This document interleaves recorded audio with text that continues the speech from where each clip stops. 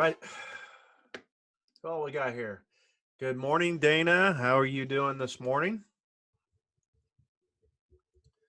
And good morning, Heather. Hopefully everybody's doing good here this morning. Hey, you know what? I just posted up my Kermit the Frog picture, and just wanted here as a reminder that our coffee break is up. Hang on a minute. I got stuff just came up here on my computer. There we go. Hey, just wanted to say it's Friday. We've made it through the week. 1 week down, right, of our isolation, hopefully. Let's keep our fingers crossed. And we are um, going to make it through these next couple of weeks, hopefully. And so we got 1 week down. Maybe by the end of next week, we'll have a better idea of where we are going with this whole coronavirus thing. I don't know about you guys, but I am rather tired of it already, especially on the news and media. I just, um, it's just a never-ending thing, and we're all sheltering in place. We're all doing our part and what we need to do, and it's just the same thing over and over and over again. And Dana, yesterday we were talking. Did you can post here in the comment section. I know you had a few drownings in the Broward County area there in Florida, and it was just kind of curious if you were able to ever find anything or any more additional information on any of that. So if you want to post something here, that would be great. I have not seen anything come across my news feed. My Google alerts have been like non-existent. A few things on drowning prevention, but as far as drownings, there's been nothing coming across in the last 2 to 3 days of anything new on drowning. And okay, so no, you haven't been able to. I mean, there's. I guess what scares me the most of this is if drownings are occurring, is it's not getting the due attention it needs, because each and every one of us know when this whole virus thing is over, they will have a cure for it. They will figure out how to fight and combat this, and we will begin to return life back to normal as we may know it. But the biggest thing is drowning is there. I posted something up on social media just a little while ago. There was an article out of Australia that I thought was rather interesting, because they were talking about drowning. They will have a cure for drowning, or they will have a cure for this COVID-19 coronavirus, but we do not have a cure for drowning other than drowning prevention education. That is our cure for drowning, is we have to we prevent it. Right now we are in prevention mode on a virus to prevent the virus from, number one, from us getting the virus, and number two, bringing it into our house and affecting our loved ones and things like that. So, on the drowning side, on the water safety side, we have we have drowning prevention. That is our ongoing task that we do. I have really seen a drop in my news feed, and in a couple of the other groups I manage over on LinkedIn and also here on Facebook. The amount of posts that are concerning water safety, the amount of comments and information that people are sharing when it comes to water safety, that has me concerned, because that means that we are taking our eyes off of the target, that what we are working on. I believe that we can bring a lot of value by providing education and being the leaders within the safety community, and leading from the front and taking people where they don't believe that they can go. And that is we can go, we can lead with the COVID-19. We can show people how to be safe, how to prevent that. And then we can move on to prevention and move on to some other things. Good morning, Crystal. How are we doing in Texas? Hey, we were just kind of talking about drowning, as you know, we'll have a cure for this COVID-19, and uh, so we're on the prevention mode on that. But the only thing we're really left with is we will not be we just don't have a cure for drowning. And my cure is always what I've always said is, if you can't swim, don't go in. I mean, it's just like, if you don't want to die in a car accident, don't get in a car. If you don't want to die in an airplane, don't get, you know, don't go in an airplane. If you don't want this virus, don't be around people that might have the virus. And so it's the same. My philosophy that I've used for to promote my mission as far as water safety is, if you don't want to drown, then don't get in the water. So if you don't want a virus, don't be around people that might contain the virus. I mean, abstinence. I mean, that's how we beat back AIDS. I mean, that's how we beat back all these other things. If you don't want it, don't participate. If you don't want it, don't participate in risky behavior. And that's really what we're talking about on anything to do with safety. It's about changing people's behavior. And so that also leads me to, when we're looking at water safety. Good morning, Craig. And, when we're looking at water safety, we're looking at people's behavior in and around water. When we, and I think that really sums it up. When we play with fire, we can get burned. When we play with risky behavior, things can happen. So, if we stay in our homes, don't go in public, we do those things, then we're not at risk of contracting a virus and bringing it home and maybe infecting. If we don't get sick, we could affect other people that could get sick. My father-in-law, he's going into hospice, and we've been unable. Nobody, because of this whole situation, he's at OSU Hospital, and nobody will take him. No nursing home, even the assisted living facility that he was in, will not take him back because of this whole virus thing. Nobody will take him. So they're bringing him here, and hospice is coming this morning to set up a bed for him. So, I mean, this thing is really, I mean, it's affecting everything that we know.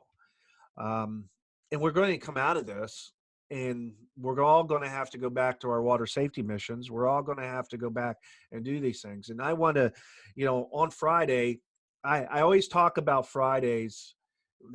Since I've been doing this coffee break since mid-December. Fridays is the end of the week. Most people live for the end of the week, because the weekend's here. This weekend will be kind of a different weekend, because most people live for the weekend. They work all week. The weekend comes, it's time to go out and play. So, I've always prescribed to the philosophy of work hard, play hard. Okay. When it's time to work, you work, you put in the effort. When work is done, now you can go out and play and have fun. How's this going to translate? It's not really affecting me here. I live out in the boonies and the sticks. I can go outside, I can walk, I can do anything. I'm not cooped up in the house. My closest neighbor is probably a mile away. I mean, I got one just over here on the corner, about a quarter mile, but other than that, everybody else is probably about a mile away. And I can go out and walk. I mean, right now, with the lack of traffic out there in the world, probably a dozen cars go by my road a day. I mean, we don't even have enough houses on this road. We can't get cable TV out here. They won't even run the cable down our road. So, so we live pretty secluded lives. So this is really normal for me. I mean, I work at home. I have for the last 3 years. I'm here. This is my daily job. I have my coffee, and I got my join the movement, the hashtag Drowning Warriors mug today. But anyways, this is a coffee break, so the coffee tastes good this morning. And but it's Friday, so I've always talked about, where are you on your goals? Here it is, midway through the third month of the year, and everybody's New Year's resolutions are gone, especially with everything that's going on. Nobody's focused on if you had a workout routine at the gym, that's done. Stick a fork in it. But it's about thinking outside the box. We have to look at doing our business differently. If you run, if you're an organization and you're an advocate and you have a swim school, you have whatever you have at that, you participate in, we have to think about how do we communicate with the people that we normally would be communicating. And I saw on the news today, Zoom. Okay, I use a Zoom app. This here's Zoom webinar. I have Zoom meeting rooms. I can have designated, I have breakout rooms. There's a lot of things I can create. I mean, I could put together our own mini conference, and we could have 10 people speaking at the same time, and we can create breakout rooms with this program. So Zoom is offering jobs. I got an email yesterday because I am an influencer and I utilize Zoom. They are looking for people to help. I mean, um, I don't know. I'm on the fence on that. I'm already too busy to handle anything. Then there's a company we just signed on with. I have Infusionsoft. I don't know if any of you know what Infusionsoft, or it's otherwise known as Keep. It's an automation software. It's my CRM. It handles emails, handles campaigns. I've been using it now for a year and a half. They are putting me through to become a certified consultant with them to handle the influx of um, those type of things, because business marketing, online business, everything is going to be taking a new road, if you will. So we have to consider new ways of doing things. So here we are on a Friday, how are we going to sit here and work from home and stay in touch with the people that we need to stay in touch with? We are, I think maybe I had a conversation with somebody in Florida yesterday on the phone. They reached out to me via LinkedIn and wanted to talk. They've been too busy on one hand to speak to me, but now they have some time. So they sent me a message along with their phone number and said, "Hey, call me." They're looking for some things, but they see things on the horizon that they may become busier than what they ever were when they actually physically went to a job, and so that's kind of new territory for them. So it's just take this time for Friday and reflect upon this week. What have you accomplished in this week to move your mission forward? What can you do differently to move your mission forward? Think outside the box. Who could you connect to? How many conversations have you had this week with people outside of your normal sphere of influence? Okay, this would be the people that you normally talk to. Who have you reached out? People are home, number one. People are working from home. You can direct message them. The likelihood they're probably doing their job and on Facebook, LinkedIn, wherever they're at. So you can message them. You can engage with them in a conversation. I've always said everything happens in the conversation. We can post all we want. We can post all the articles. We can post all the stories. We can record as many podcasts as we want. If the people don't listen, it doesn't make any difference. So everything happens in the conversation. We have to ask them. So if you've got any comments about how things have gone for you this week, I'd love to hear how you're doing. If you have any questions or concerns about anything that might pertain to water safety, or if it pertains to your business, your organization, if it pertains to what is just going on in the world today. Um, Many of us live in metropolitan large cities, and so life is different for you than it is for me. So we're all having to reinvent the wheel as we go. And it's just like I said yesterday, when, they will figure this problem out and they'll solve this problem. And we'll learn from this experience we're going through. My daughter drowned in 1993. The numbers have stayed the same since 1993. And I believe as a water safety community, we have not learned from those that have learned the lesson the hard way. And because we conduct business, we keep doing things the same old way. So we have to look at things if we want to change these numbers and reduce the numbers of drownings, just like we're trying to change these numbers of people getting sick and contracting this virus, we have to change our behavior. I've been saying this for 3 years in within our podcast and on our website is we have to change our behavior in and around water. We have to change people's behavior, and that's where it's at. We're not going to do that through just expecting people to conform, because they just won't. They won't, because they just, regardless of what we give them, they don't believe it'll happen to them. Look at the people. I mean, Dana, you're in Florida. Look at the people that are on the beaches, all the kids on spring break. They don't believe it'll happen to them. You know, even with all the media and the hype and everything that's going on around this virus, people still don't believe that it will happen to them. And that's the same problem with drowning. You're dealing with families and people and children and people that just don't believe that they can happen to them. They believe that they can play on their cell phone and watch their child at the same time because they think they can do that. And, you know, until we, you know, go as far as to take their phones away from them, you know, because then, and lock them up, you know, lock them up and force them to watch their children, just like we're forcing people. I know California said they're on lockdown now. I mean, we are this close to martial law. And if we get into martial law, I mean, you know, I'm afraid what's going to happen in this country, because if it goes to that, this could be really, really bad. And, but I don't think it'll go there. You know, we've got through the first week. We did it. In another week, by next weekend, we'll be closing in on the 14 days. They'll reevaluate. Keep our fingers crossed. Let's pray. Let's hope that, you know, the numbers will show a difference and a decline, and we will be able to jump in there and do this. Hang on a second here. Yeah, Heather put in here.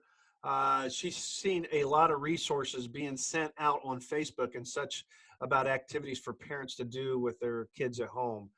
Do we have a list of water education games, activities families can do from home to work on right now? Maybe we can push it all out at some time and try to get everyone to make water safety as far as day in their homeschool. Great idea. Make one day, designate time each day to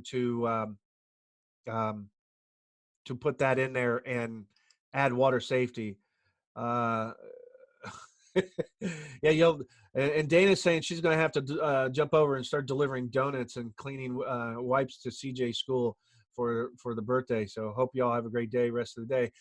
That's fine, Dana. Hey, you too. You have a great day. Heather, there are some great books out there. I mean, obviously we have Josh the Otter, Stewie the Duck. There's some great information. Collins Hope has a great curriculum as far as schools. Safer 3 with Johnny Johnson in California. They have a great curriculum for schools. There are so what let's do. Why don't we put together? I'll work on this, and I'll shoot everybody an email, and we'll come together next week, and we'll also talk about some of these things. But I think that's a great idea to put together a care package, if you will, and for people to share that out as far as educational programs to go, to to be able to put that out there. And that would be awesome to just have that information in a central place. And so I'll go ahead and try to put something like that together, Heather. Excellent idea. If anybody else has got anything else, when you said that, Crystal, you said this on Braden's page. Was this about the education you're talking about? If that was the case, as far as education and some packets. And I know Dana was here yesterday. We shared with her. She's with her program. I know she has these pamphlets that she sends out, and there's some good information here. uh, obviously layers of protection. Also, respect Bobby Hazen. He's going to be on with us on April 1st. I know they have their organization is Stop Drowning Now, and they have a great program, and they have a cartoon interactive stuff and some education, and they also partner with Safer 3 Foundation, Johnny Johnson with, and they're, I'm sorry, Johnny Johnson is Stop Drowning Now. um, Bobby Hazen is In Drowning Now. Okay, that's just Drowning Now, but they had, one says stop and the other one says end. So um, they both have some great information. I will I'll make sure that we post up at DW Nation any resources that I have access to right now, and we will go ahead and compile something and begin to put it together. And because I think this is a great topic. This is a great topic. This is why it's important to come together and have these discussions, and we can come together and we can push some information out. And I think parents need that. I mean, there's, for those that want to be able to add that into some extra education or reading time or something like that, or, and many of these things have games. Poolsafely.gov has an interactive game. It's called Splish and Splash. It's an app on your phone. You can go to poolsafely.gov. You can download that app. That way, if kids are at home, they've got, they've got a tablet. Mine's way over there. I've got two tablets here, but they're both over there. So they have that, and they can play those games on tablets. So it's called Splish and Splash. That's at poolsafely.gov. And I'm sure there's plenty of others. I know Naples, Florida, with Paula, they have a what is it? The Drowning Coalition there. They have the book Stewie the Duck. They have some other programs also, and I think we can get our hands on a lot of this information and begin to distribute it. So I think it was very, very productive Friday, guys. Great conversation. We appreciate this.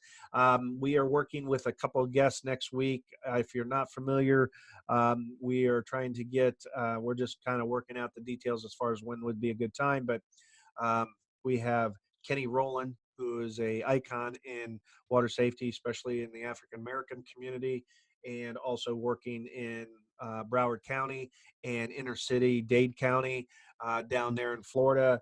He's taught over 500,000 children how to swim down there, all within high risk communities and high risk children with special needs, and also in the minority group. So he's is going to be a recipient of a national award here in April. So we're going to get him on here. We have Bobby Hazen coming on April 1st. Put that on your calendar. So he'll be on here with Rich Speck, which his son Reese drowned a few years ago in a backyard pond. So we have him coming on. They're going to be on together. They've got a presentation they're going to be doing with the NDPA conference that's going to be online. So they're going to be bringing their information also to us, and so we can distribute that out before the conference. I think that's awesome because we're going to get, those of us that are watching this here, we're going to get a little bit of that ahead of time. So that's cool that they're wanting to come to us because of the audience and the reach that we have here within DW Nation. And so that's awesome. So, hey guys, if you got anything else, reach out to me, email me at rick@thekelsgroup.com. Make sure you check our podcast that went out yesterday with Nicole Newshog. She is a mother that started with Mommy Me classes when she was in Germany, came back to the United States, realized that she wasn't getting her daughter was still at risk after several months. And so then she got involved in infant swim, and now she is living outside of Tucson, Arizona, and she is an instructor now teaching infant swimming. So it's a great story. There's some really great little tidbits of information that I think in our day-to-day conversations with parents that just don't think that, they need that type of skill.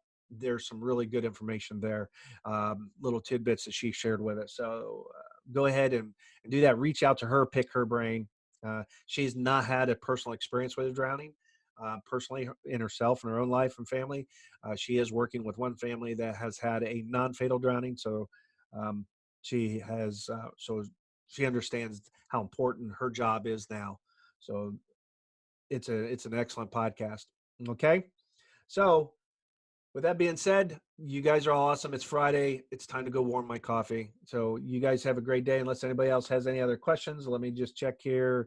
Don't see any other Q&A or questions or comments in the chat box. So you guys are awesome. Y'all have an excellent, excellent day. Okay? It's Friday. Okay? We made it. See you guys Monday. We'll be back Monday, 9 a.m. Eastern time. All right? Let your friends know. We all need a coffee break from time to time. All right? See you guys.